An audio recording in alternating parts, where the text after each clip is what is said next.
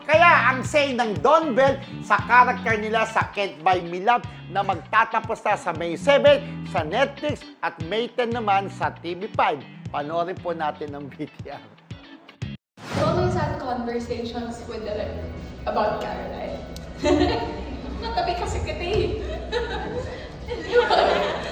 I remember dito sa hallway na to, we did our first scene kay Caroline na kinakabahan namin yung character ko kasi I've never done a character like this na very stoic, grabe yung power niya.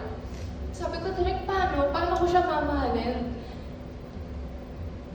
Pero si Derek, andun siya bawat step of the way with me to discover more about character, not just my character, but myself. I don't umiyak, ano ba yan? Wait, tissue ako dito. With myself. So,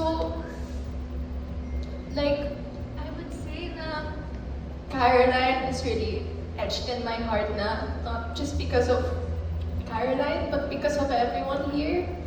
So, I'll always be grateful that I'm part of this journey and it'll always leave a mark. And I think si Caroline, siya yung isang tao, character sa buhay ko na hindi mawawala. Collaborative.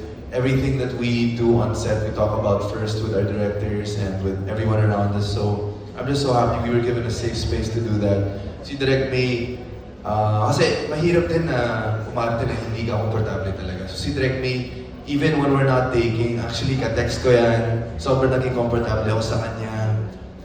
And I'm really happy that I've gained this relationship with her because it's my first time to ever work with her.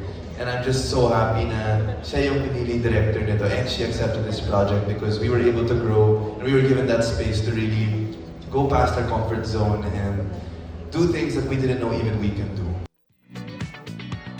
O yan, di ba? Si Caroline, sabi nga niya, kahit wala rin kanilang serye, yun, dala-dala pa rin niya yung role niya bilang si Caroline. Caroline, di ba? Yes. At si Bingo. At si Very Bingo. emotional talaga siya ha. Kasi ang bigat din ng role niya dun ha. Lahat sila emotional, Yes. di ba? Correct. Oo. At saka alam mo, siyempre, friendship, ang magmamarka sa akin, yung Binondo. Oo. Yung location nila talaga. Yung Yan. nandun sila talaga.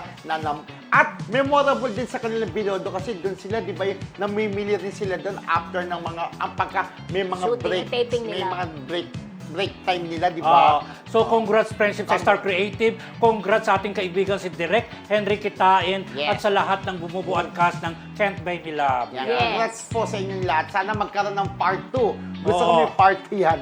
Yes. Kasi ang mga Don Bell, mahal na Hindi, ang Don Bell, di ba, nasa Korea? Ay, tapos, oo! ang, Oo! tapos ang gusto nila, yung mga yung tawag nito, Nasa Korea yung na. crash landing On you. Oo, parang ganon. Or Wow. yung Bongga. gusto nila i-revive or ano ba? I-remake. I-remake, oo. Kaya sana masundan po ito kanilang show dahil talagang click na click ang Can't Buy Me Love, di ba? Pero In bagay pa fairness. sa kay Bagay. dramang dalawa. Kasi mukhang Koreano si sino ba to? Bell. O yun din ang gusto ng Kim Pao para sa ano ha. Oo. Kay Ay. Kim kay Paolo. Nako, Yung kanina- landing on you. Oo. Kanina Kasi kayo bagay daw yung mapupunta. character kay Paolo na sundalo. Diba? Oo.